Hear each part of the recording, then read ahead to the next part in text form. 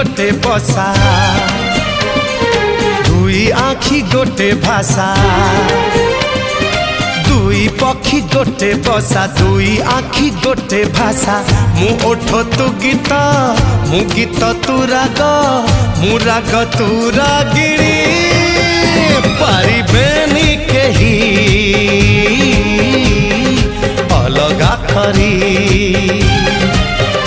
पारिबेनी केही अलगा करी।